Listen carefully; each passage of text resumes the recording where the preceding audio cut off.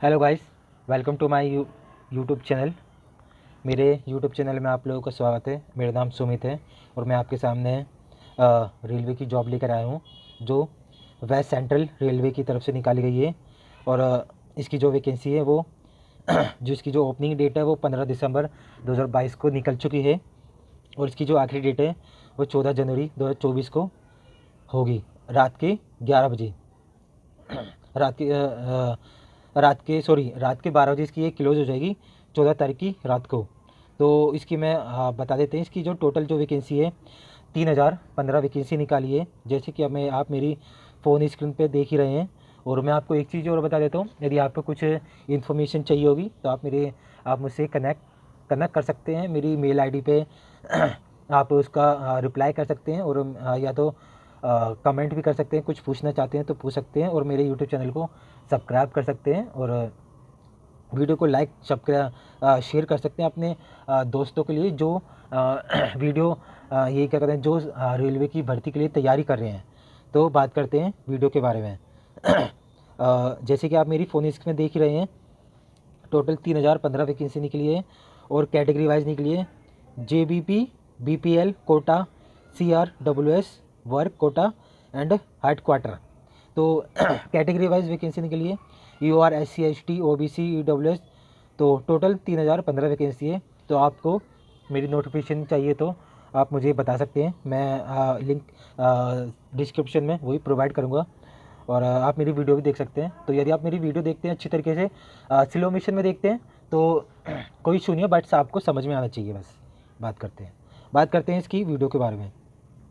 इसकी जो candidate shawl have the completed 15 years और एगो, यानी कि जिसकी 14/12/2023 यानी कि 15 साल हो चुके हों, साथ ही साथ 5 साल की जो छूट है वो छूट दी जाएगी। और 5 साल की SC ST वालों को छूट दी गई, OBC वालों को 3 साल की है।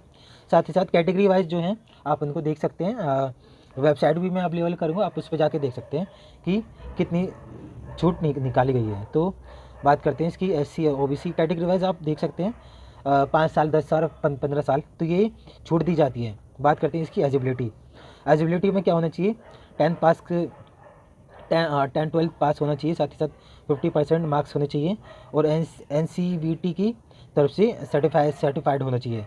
NCVT तो इसके थ्रू सेटिस्फाइड होना चाहिए, मान्यता प्राप्त होना चाहिए, कहने का मतलब ये है।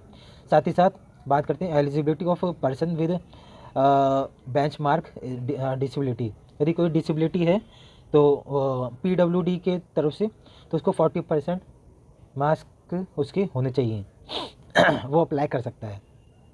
साथ ही साथ अब बात करते हैं इसकी जो ट्रेड के बारे में। कारपेंटर है, कंप्यूटर ऑपरेटर है, इलेक्ट्रीशियन है, इलेक्ट्रॉनिक मैकेनिक है, फिल्टर है, पेंटर है, प्लम्बर है एंड प्लम्बर है, ऑपरेटर है, वेल्डर है।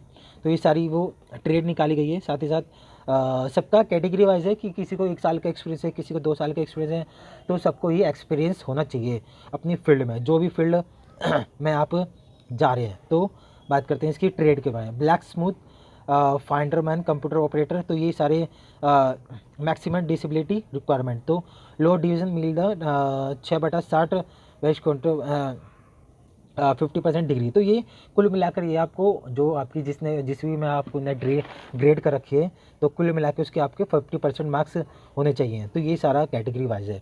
Maximum disability requirement, draft dumb and deep of thumb, यानी कि गहरा थंब होना चाहिए। तो ऐसे कुछ आपको मैं शुद्ध हिंदी में बताऊंगा, कुछ इशू आता है तो।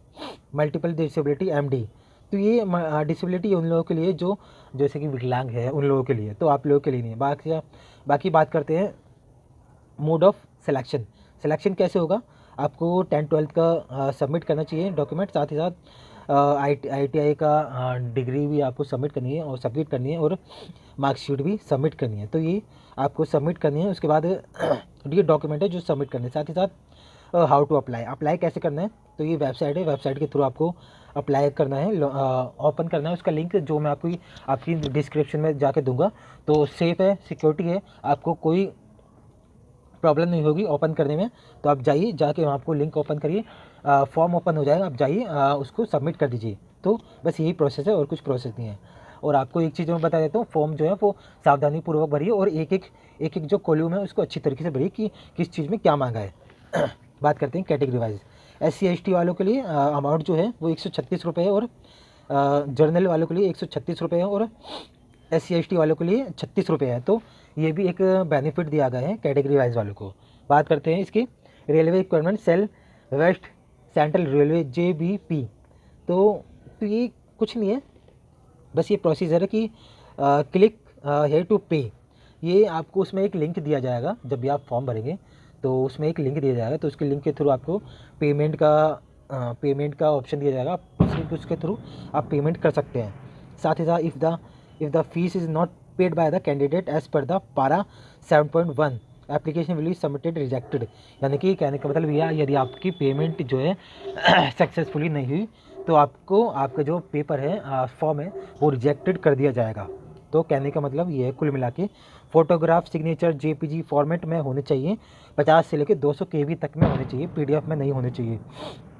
साथ ही साथ इसका जो साइज़ है वो 100 मल्टीप्लाई 120 और specimen signature having the pixel size of 160 गुना 70 के मुताबिक होना चाहिए। साथ ही साथ JPG में होना चाहिए और 10th 12th मार्कशीट होना चाहिए। साथ ही साथ जाति प्रमाण पत्र होना चाहिए और ITI का सर्टिफिकेट होना चाहिए। तो ये है सारी जो डॉक्यूमेंट आपको सबमिट करने हैं। तो बात करते हैं इसका जो ट्रेनिंग पीरियड जो है वो 1 से 2 साल का होगा, जैसे कि आप मेरी फ़ोन स्क्रीन पे देख रहे हैं। 1 से 2 साल का ट्रेनिंग पीरियड होगा। एग्रीमेंट ऑफ ट्रेनिंग, तो ये जो ITI के जो थ्रू जो लोग जाते हैं उनका एग्रीमेंट होता है कि 1 साल 2 साल की इसकी ट्रेनिंग होगी, बाकी उसके बाद। लेकिन हाँ, ये बात है कि आप जो ट्रेनिंग करते हैं उसका भी आपको ये क्या कहते हैं सैलरी मिलेगी। ऐसा नहीं कि सैलरी नहीं मिलेगी, उसकी भी आपको सैलरी मिलेगी। तो जब से आप ज्वाइन करते हैं जब से, उसके बाद मेडिकल फिटनेस भी आपके पास होना चाहिए। एक मेडिकल सर्टिफिकेट होगा तो आपको बना के लेकर जाना है।